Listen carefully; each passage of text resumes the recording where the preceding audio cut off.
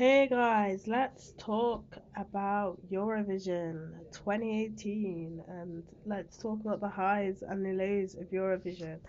I did this on my old channel, but I literally every Eurovision, there's only one time which I had to watch it on repeat, and that was last year's, and it upset me because I forgot to put work off. This time was in Birmingham, but that weren't going to stop me, guys, in the hotel room watching Eurovision.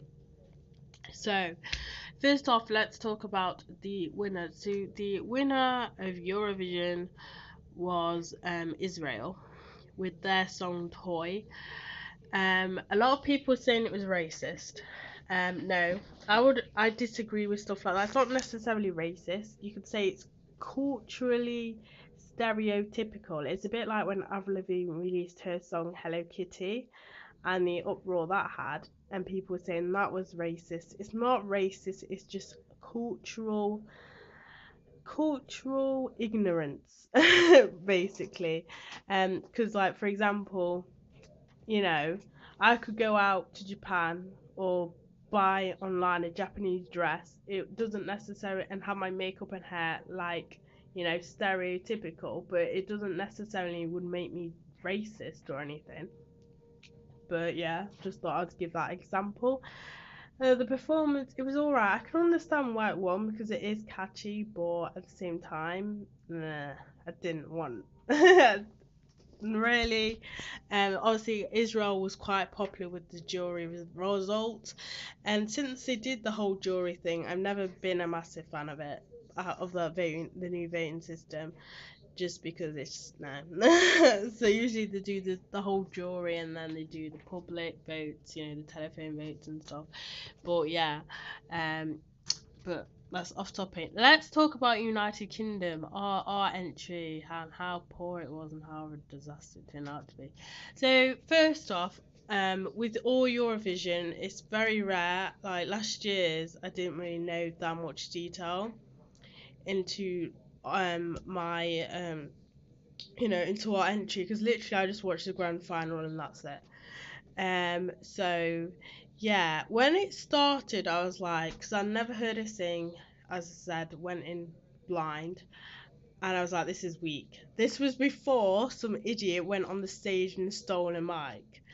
Yeah, she carried on with the performance. She did get an opportunity where she could redo it again, but she was like, no, which I think she should have just took the opportunity and sang it better than the first half of the song.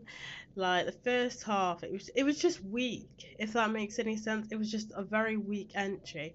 A bit like Australia's, like our commentator was like, oh, Australian getting all excited, and then Australia came on singing. I was like, wow, this is poor. I don't know what's worse, United Kingdom's entry or Australian's entry.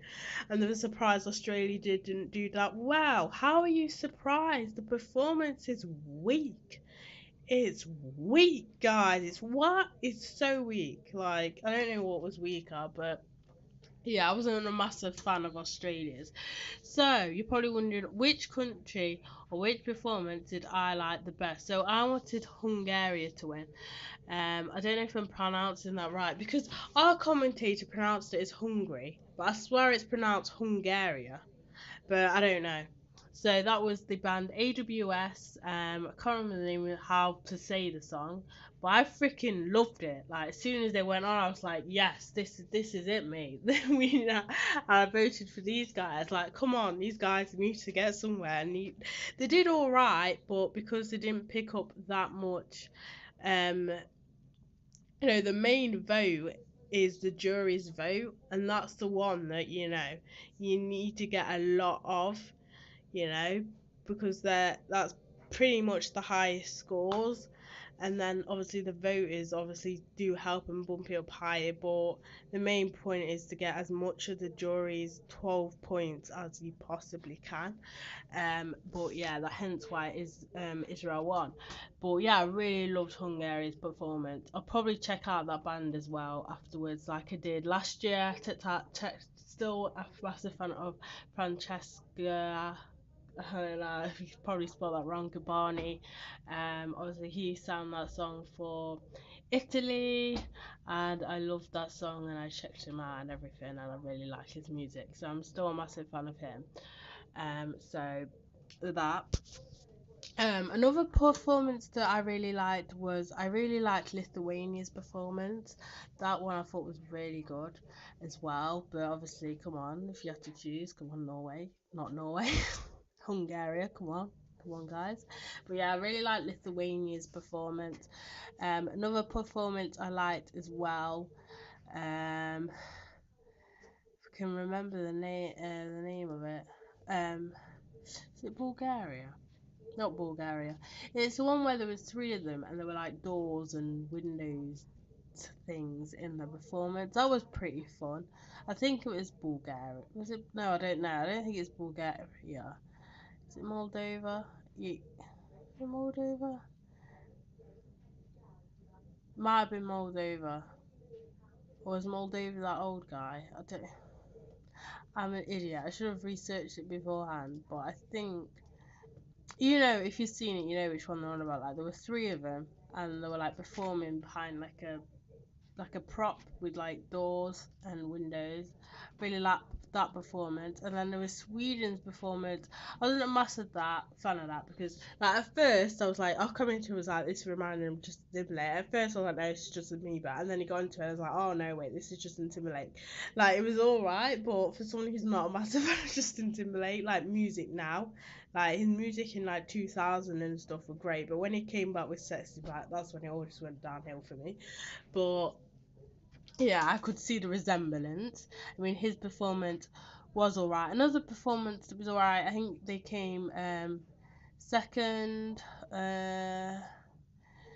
Was Austria's? I should have probably. It's the black guy.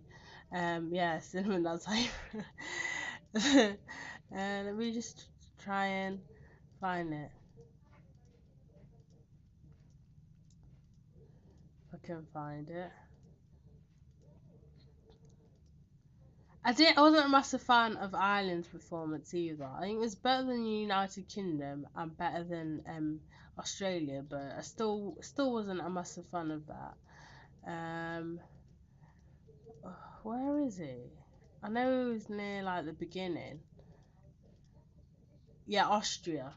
Yeah, I remember like Okamenta was like, I'm surprised he's still doing quite well because like the beginning and stuff. Because there's always like a stereo sort of thing where if you perform at the start, you won't get near the start anyway. You won't get as many points because you're forgettable, but not necessarily.